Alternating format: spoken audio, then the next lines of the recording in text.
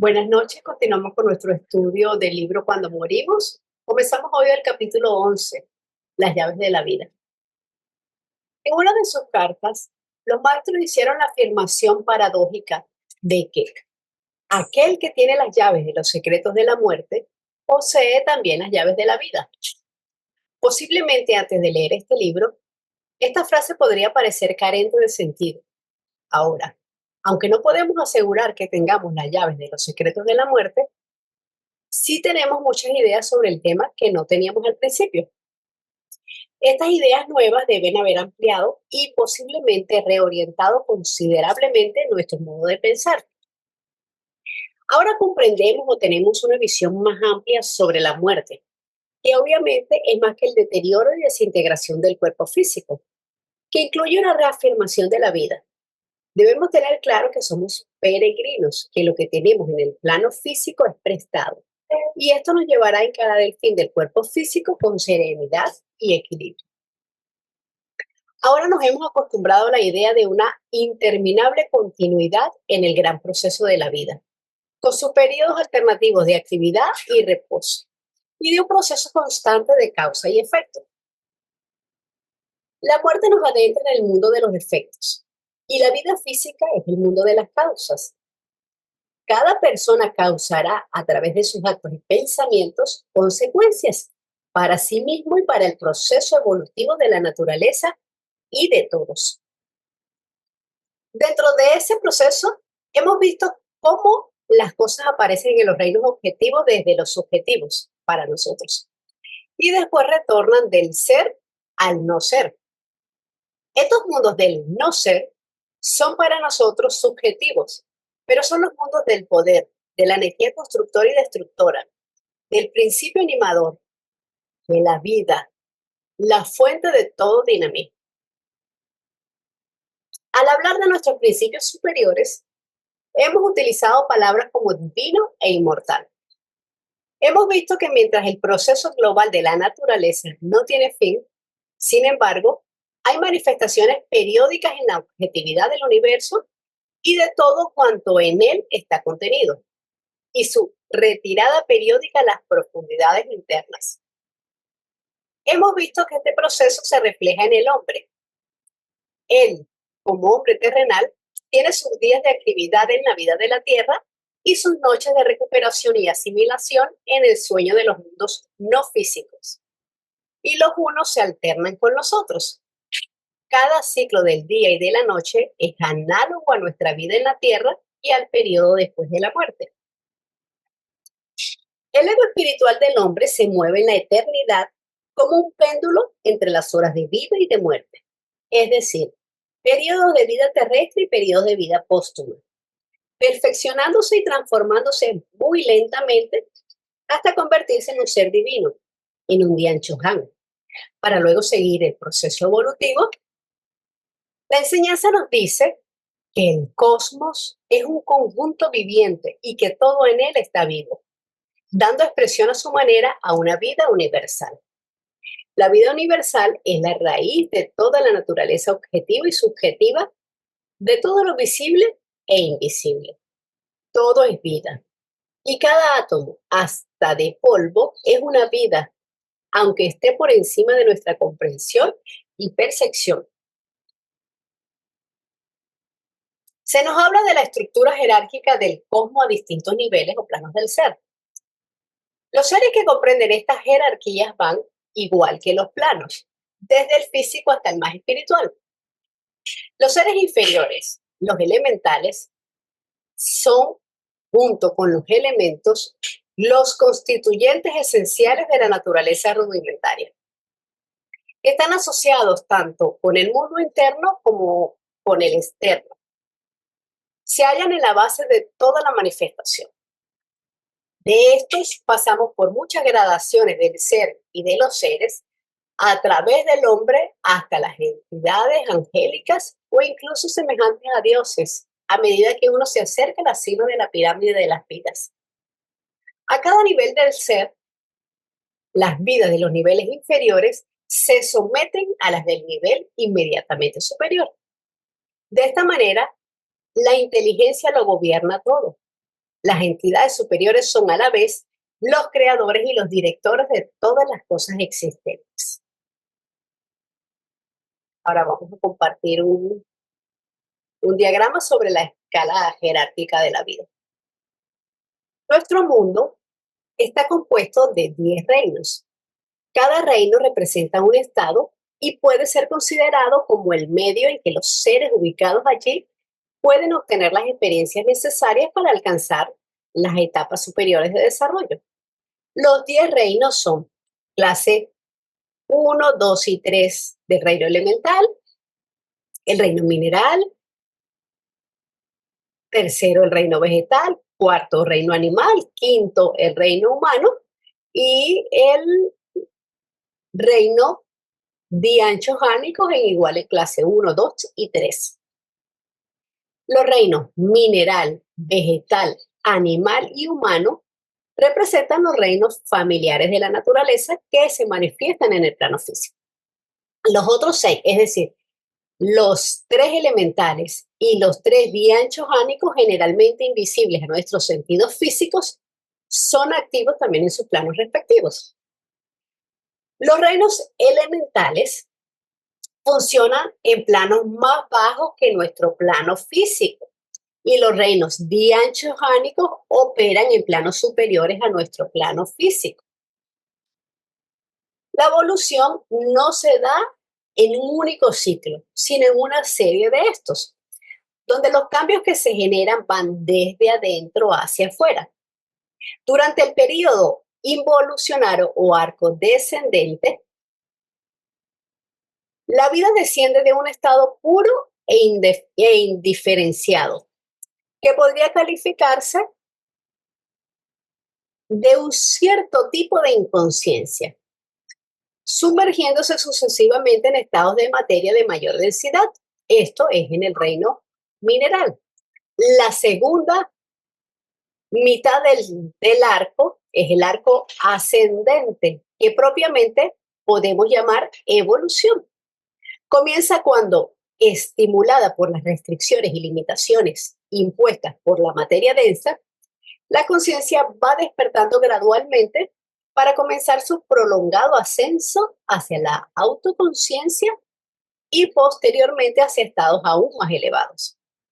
El proceso tiene que ver más en el modo en que la conciencia interactúa con la materia. Los ciclos de materia serán seguidos por ciclos de espiritualidad y de mente plenamente desarrollados.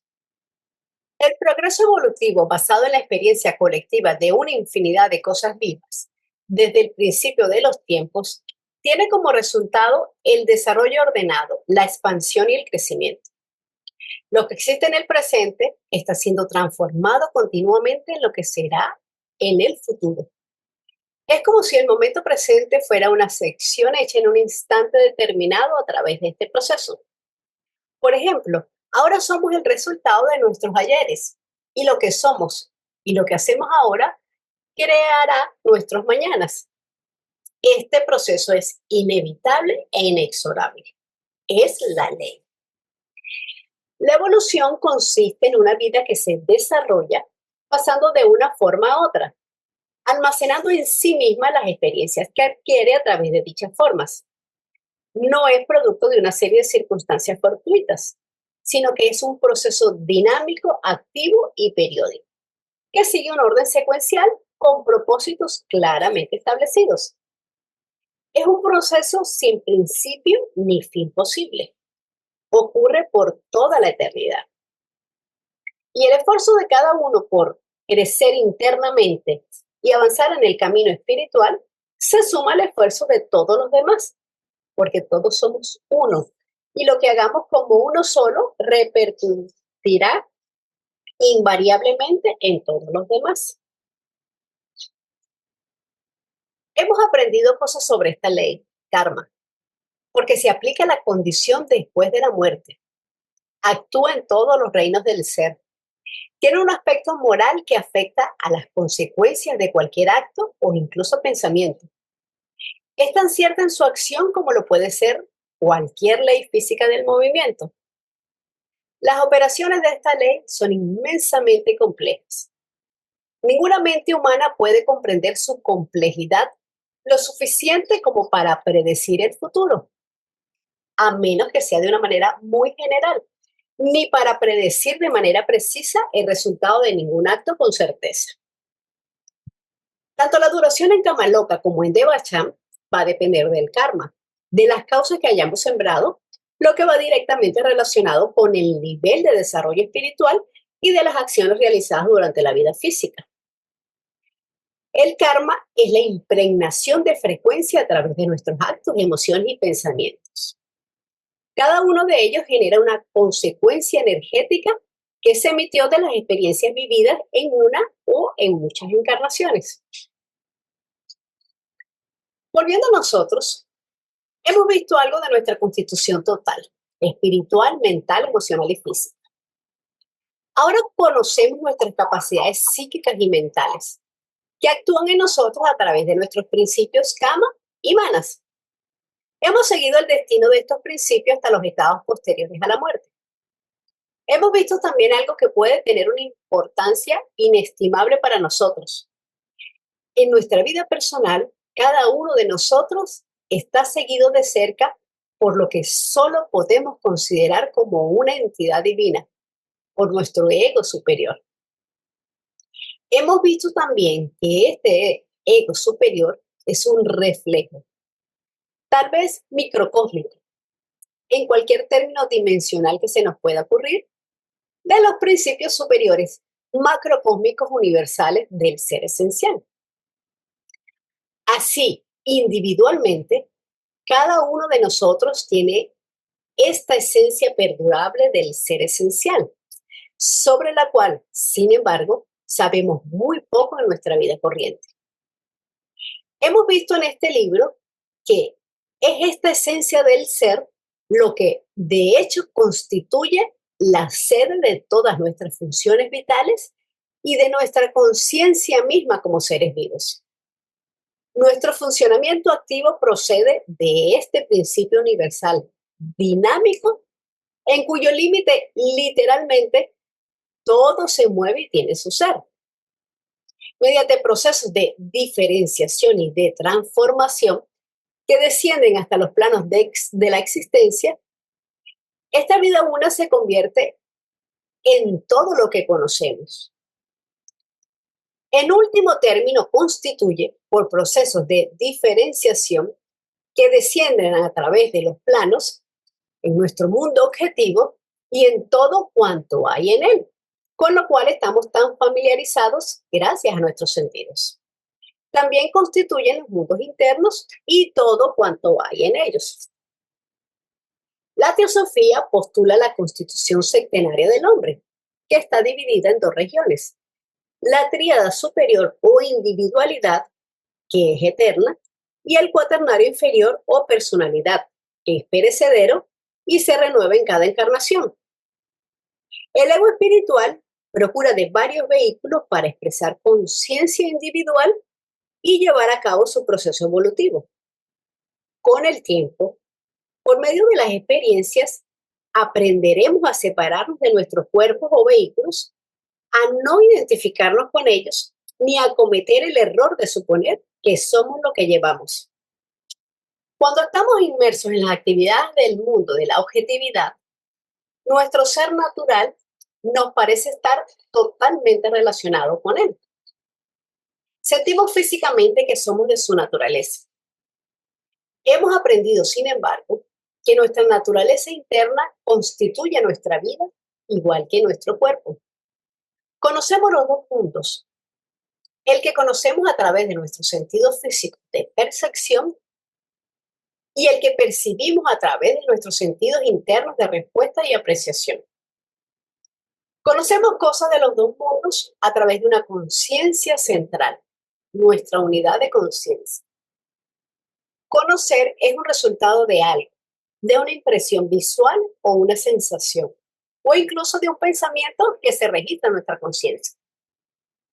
El conocimiento adquirido es cuando recordamos nuestras impresiones conseguidas de la forma que sea. Cada uno de nosotros en el sentido interno es una unidad de conciencia. Podríamos definir la conciencia como la capacidad de estar alerta. Esta unidad de conciencia es, en lo que respecta a nosotros, nuestro ser último, es el último sujeto, es el conocedor que, por así decirlo, no puede ser conocido, nunca puede ser objetivo para nosotros. Este último yo es tal vez el gran misterio de la existencia, el incognoscible último. Se dice que podemos ser conscientemente eso, el yo indefinible universal. Y cuando lo somos, por decirlo así, Dios. Estamos entonces en el estado de la inmortalidad nirvánica. En el contexto espiritual, la conciencia se refiere a un estado de percepción y entendimiento que va más allá de la mente racional y de los sentidos físicos. Implica un profundo entendimiento de uno mismo, incluyendo pensamientos, emociones y motivaciones internas, además de la percepción de una conexión con el universo, con la naturaleza y con todos los seres vivos. En general, un proceso de crecimiento y evolución interno que lleva a una mayor comprensión de la realidad y del propósito de la vida. El nirvana equivale a la inmortalidad del espíritu. Es un estado de autocontemplación espiritual en el que el yo superior se desliga de la dualidad alma-cuerpo para sumergirse en la divina esencia de donde partió. Se logra una vez que se ha conseguido la plena perfección del ser humano, del yo superior, del espíritu individual. Ya no tiene que vivir ninguna experiencia. Se funde en el espíritu, pero mantiene su individualidad, aniquilando por completo la personalidad con todos sus apegos, pasiones, egoísmos y dolores. Se obtiene después de la muerte física.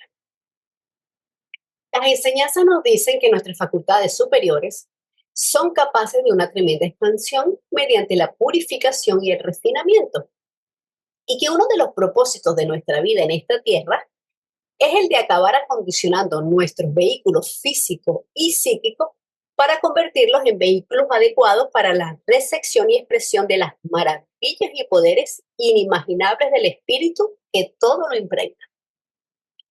Por consiguiente, estamos todos aquí en este viaje evolutivo con una finalidad. No es solo un viaje físico, es también un viaje psíquico y espiritual. Estamos aprendiendo primero a hacernos verdaderamente humanos, después aprendemos a hacernos superhumanos en todos los sentidos y finalmente a convertirnos en dioses. La meta evolutiva del ego espiritual se logra entonces a través del dominio de la personalidad mediante el control total de los vehículos que la componen. Después de largas encarnaciones que le van gradualmente otorgando expansión de conciencia y de conocimiento, obtiene la habilidad para establecer juicios cada vez más correctos, para así poder distinguir entre aquello que va en contra de la armonía y la evolución y lo que va en favor. Porque aunque el hombre se desenvuelve en el reino humano, es incipiente. Aún le falta para convertirse en un hombre completo y luego en un Dios, como dice el texto. Acabamos nuestro relato de los procesos posteriores a la muerte con algunas ideas sobre la inmortalidad. Seguramente no podemos concebir en ningún término real y con nuestra mente ordinaria lo que esto pueda ser. Pero hemos visto que es una existencia de conciencia continua, aunque no necesariamente en términos de alguna conciencia que conozcamos ahora, sino como una conciencia que prosigue sin interrupción alguna a través de las eternidades del tiempo. Sin embargo, incluso estas obedecen a la ley cíclica. Hemos visto un proceso vasto y virtualmente sin fin, del cual formamos parte todos nosotros y en el que cada uno de nosotros, en nuestra etapa humana embriónica, está alimentando de tal manera que podamos tomar parte en niveles cada vez más ascendentes del ser, primero como nosotros mismos y después como miembros de una jerarquía compuesta de entidades cada vez más grandes y superhumanas. La panorámica de este viaje poshumano es tan grande que se halla más allá de nuestra imaginación. Este parece ser el mensaje transmitido en las breves palabras de los maestros de que aquel que tiene las llaves de la muerte posee también las llaves de la vida. Las mismas ideas evocadas por lo que hemos leído seguramente nos liberan ya de las limitaciones entorpecedoras de nuestra personalidad cotidiana. Son estas ilusiones las que nos encarcelan a lo que hemos de morir si queremos volver a nacer en espíritu y entrar en la vida sin límites, en la realidad misma. Recordemos la segunda proposición de la doctrina secreta, que habla de la ley de ciclo o periodicidad. Todo está en movimiento y cambio constante. Los procesos de manifestación de la vida incluyen el nacimiento, crecimiento, decadencia y muerte de la forma, lo que aplica para todo en el microcosmo y en el macrocosmo, para luego tener un nuevo resurgir o renacimiento. Después de una disolución comienza una nueva construcción, ya sea de un cuerpo humano o de un universo, resultado de su predecesor. Y este fluir cíclico permite concebir la muerte no como un final o un fenómeno destructivo, sino como un paso imprescindible en el proceso evolutivo. Gracias.